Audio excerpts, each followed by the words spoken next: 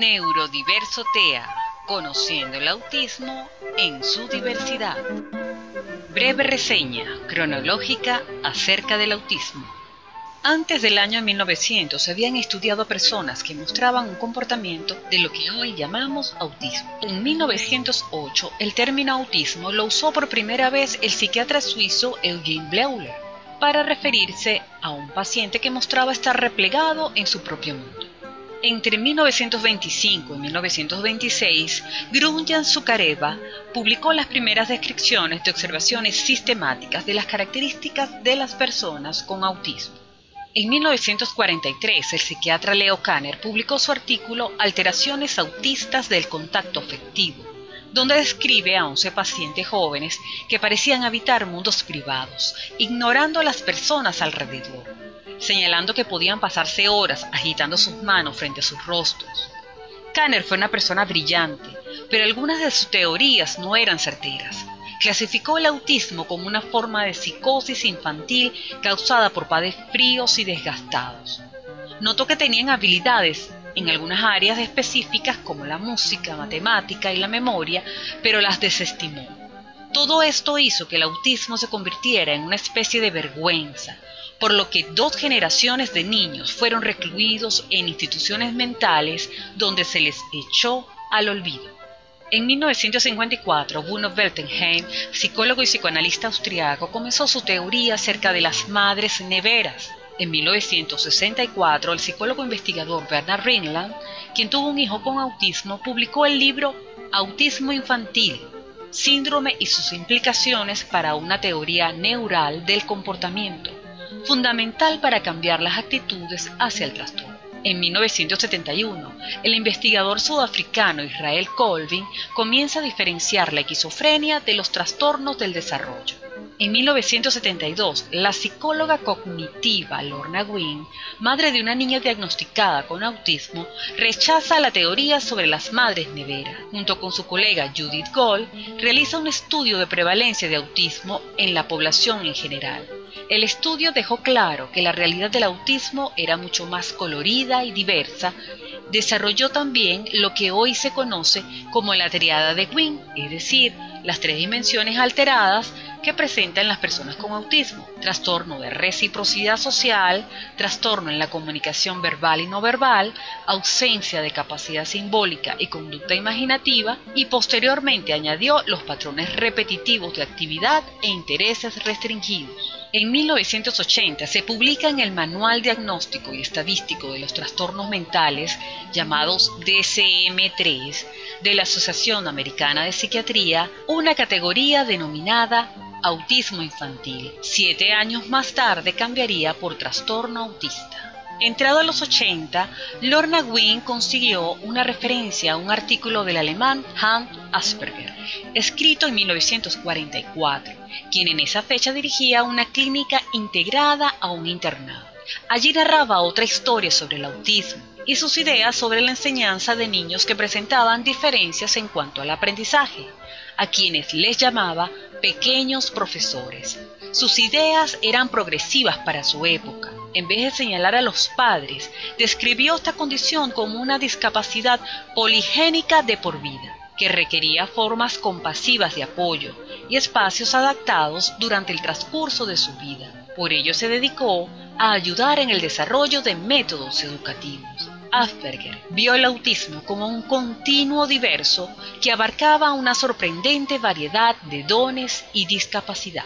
En 1981, a razón de este descubrimiento, Lorna Wynne utiliza por primera vez el término síndrome de Asperger, caracterizado por la dificultad en el área de interacción social, comunicación, actividades e intereses, y algunos casos de estereotipias, el cual se diferencia del autismo infantil temprano descrito por Kanner, pues no se observa retraso en el desarrollo cognitivo ni del lenguaje, y no existe una perturbación clínica significativa. Lorna Wynne y Judith Gold trabajaron en conjunto con otras instituciones. Sus estudios reflejaron la diversidad de esta condición, denominándola espectro autista, elevando el concepto limitado de Kanner al más amplio e inclusivo de Asperger, un importante cambio de criterios. La difusión sobre la condición de autismo y sus características se vieron incrementadas en todos los espacios sociales y profesionales gracias al oscarizado film Bright Man de 1988, donde el actor Dustin Hoffman representa a un adulto con autismo. También en dicha época se comenzaron a introducir las primeras pruebas clínicas fáciles de usar para diagnosticar el autismo. En 1993, Jean Sinclair inicia el movimiento Neurodiversidad en una conferencia internacional sobre el autismo. En 1994, aparece en el DSM-4 entre los tipos de trastornos generalizados del desarrollo, el autismo y el síndrome de Asperger, entre otros. En 1997, el psicólogo y científico cognitivo español Ángel Rivière amplió las dimensiones de WIN hasta 12. Dentro de su importante legado está la elaboración de un concepto de espectro autista y un instrumento de evaluación denominado IDEA. En 2004 se comienza a usar el término ASPIS. En 2007, la Asamblea General de las Naciones Unidas, ONU, declara el 2 de abril como el Día Mundial de la Concienciación sobre el Autismo. En 2013 se publica el DSM-5, donde se establecen los trastornos del espectro autista, con diferentes niveles de gravedad, eliminando al Asperger como subtipo de TGD o trastorno general del desarrollo.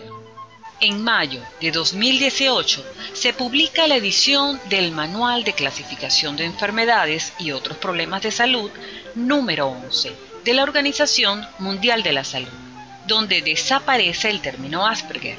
Se clasifica el autismo dentro de los trastornos del neurodesarrollo y según su variabilidad en cuanto al trastorno del desarrollo intelectual y del lenguaje funcional. Entrará en vigencia a partir del año 2022. El origen del autismo sigue siendo tema de estudio. Se habla de que la principal razón está en la carga genética, pero también se han hallado indicios que puede ser novo o por primera vez, genes que crea el feto que no son heredados. También se menciona la relación que existe entre la hipercontaminación ambiental, que es absorbida voluntaria e involuntariamente por el ser humano, la sobrecarga de antibióticos en un sistema frágil o la interacción de todas estas posibles causas. En las últimas décadas se han realizado una gran cantidad de estudios que indican el papel preponderante del microbioma humano en el periodo de gestación, tema que sigue siendo materia de discusión y estudio. Lo que sí se sabe, ya que se ha comprobado científicamente, el papel protagónico que tiene la calidad del microbioma intestinal humano y la presencia de psicobióticos en el sistema con la salud mental. Todo este flujo de información propicia una gran oportunidad para crear conciencia acerca del autismo. Se cree también que por ello el número de diagnósticos empezó a elevarse. En abril del año 2018, el Centro para la Prevención y el Control de Enfermedades estimó que el promedio en Estados Unidos es de 1 por cada 59 niños. Más reciente, en abril 2019 y de manera alarmante, la misma CDC informó que el promedio solamente en el estado de New Jersey es de 1 por cada 39, para lo cual aún no hay explicación. Se evidencia, por tanto, que hoy por hoy, cualquiera que sea su origen, las personas dentro del espectro autista son una importante minoría que hay que considerar a escala local y global.